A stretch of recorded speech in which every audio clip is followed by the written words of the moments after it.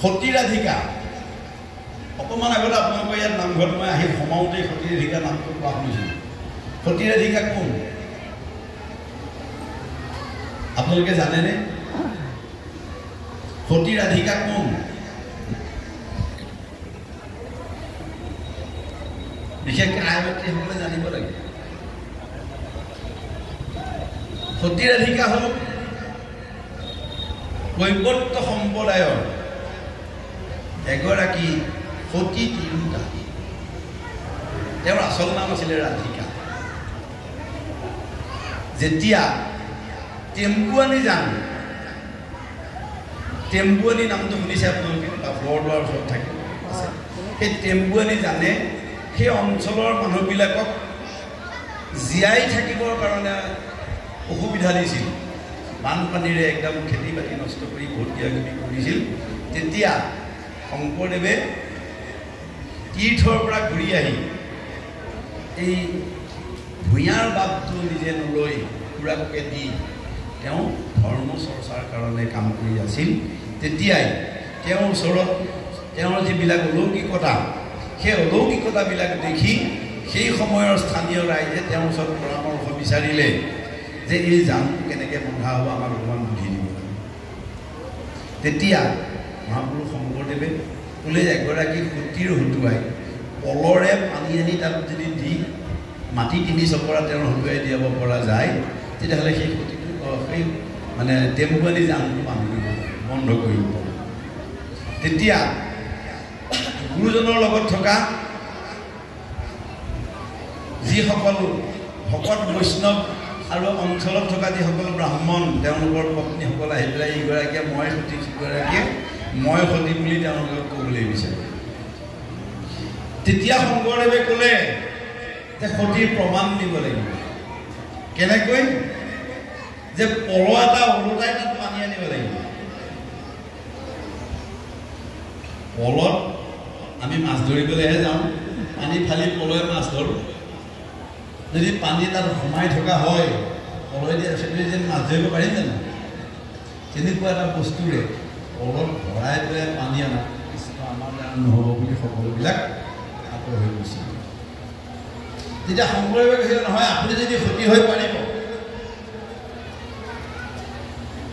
যে কোনো সাহস কৰি ওলাই আহিব সেইসকল সতী নহয় এই গোটেই মানুহবিলাক যেতিয়া টেম্পুৱানী জানৰ পাৰত গোট খাই আছিল তেতিয়া সেই জানেদিয়েই এখন নাৱত ৰাধিকা আৰু তেওঁৰ স্বামী মই নামটো পাহৰিছোঁ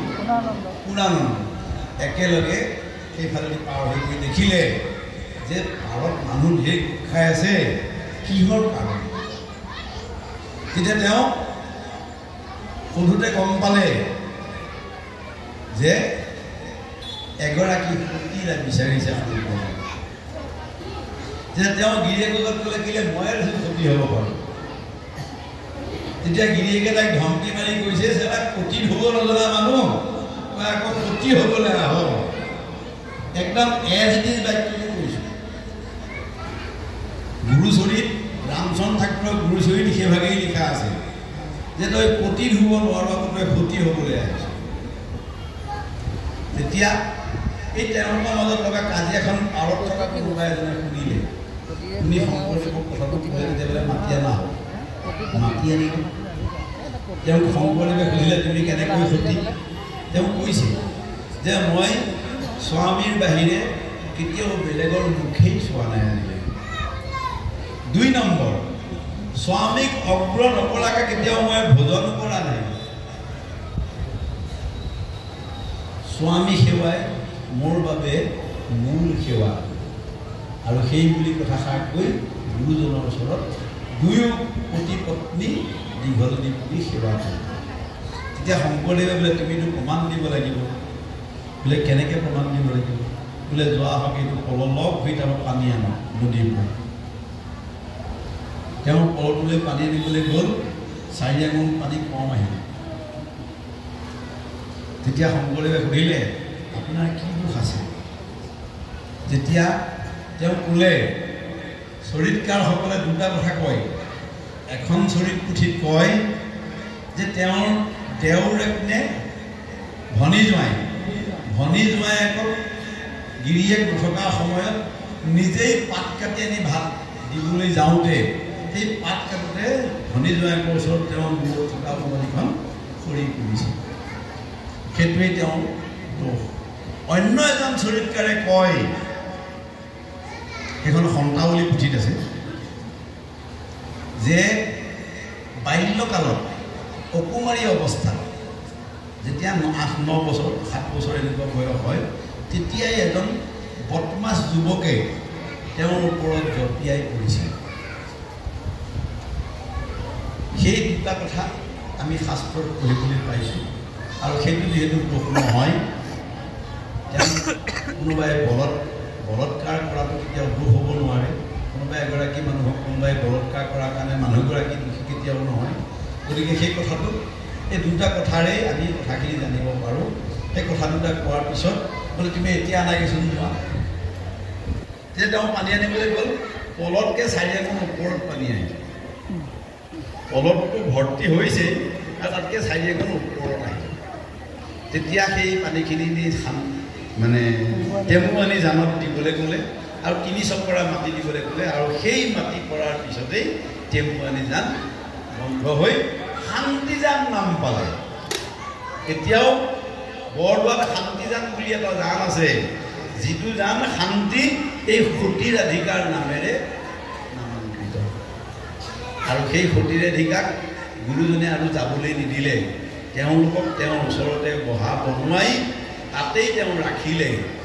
দুইজনক। আমৃত্যু তেওঁলোকে গুৰু সেৱা কৰিয়েই থাকিল। আৰু সেই কাৰণেই নেকি মহাপুৰুষ গুৰুজনৰ যেতিয়া প্ৰয়াণৰ সময় হয়, তেতিয়া মাধৱদেৱে সুধিছিল যে আমাৰ এই ধৰ্মভাগৰ আয়ুস কিমান? তেতিয়া মহাপুৰুষ শংকৰদেৱে কৈছিল যে 120 বছৰ। ধৰ্ম আৰম্ভ হোৱাৰ পৰা 120 বছৰ। যদি অংক কৰি চোৱা যায়, তেতিয়াহ'লে মাধৱদেৱ পুৰুষৰ ইচ্ছা হোৱাৰ পিছৰ পৰাই সেই 120 বছৰ পূৰ্ণ হয়। তেওঁ যেতিয়া বৈকুণ্ঠগামী হয় মাধৱদেৱ পুৰুষ, তেতিয়া 120 বছৰ পূৰা হৈছিল। আৰু সেইটোকে আমি